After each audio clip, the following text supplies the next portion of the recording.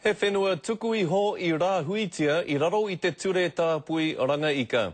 Koera te whakahe a te iwi o Ngāti Hāwea, e pāna ki te hokotanga atu o te kotahi rau e toru tekau heketea o tō rātou whenua ki tētahi Amerikana whairawa, ara kia Julian Robertson.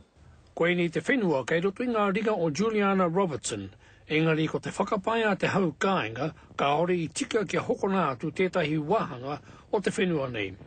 Ko te take ke he whenua no ranga ika, I pena hia ki raro I te ture tāpui whenua, ko tahi rau 55 tau ki muri.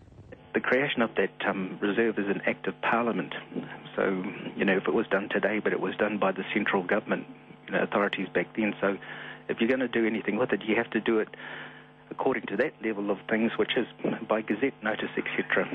Ko te whakapaia tētahi o ngā uri o Ngāti Hāwea me tōna roia, ka ore he paku whakarereke ki te ture, mai te rāwā ki tēnei. Well, if this was declared to be a native reserve, then it can't be extinguished without any evidence that the government did it, and there is no evidence of that, and that is as recent as December of 2009, when LINZ looked at it. Hei tā Hāwea John Wananui, he wāhi herenga wairua a ranga ika ki tōna iwi. I nā he wāhi noho tēnei mō rātau I muanua tu te tainga mai o kāpene kuki ki tēnei whenua. The Maori person who received title to that land received was really the kaitiakiship or trusteeship of the land. He didn't get it completely because, of course, there was all the beneficiaries that the native reserve was reserved out for in the first place.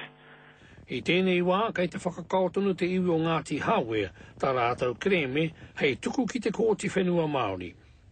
Joe Glenn, Te Karere.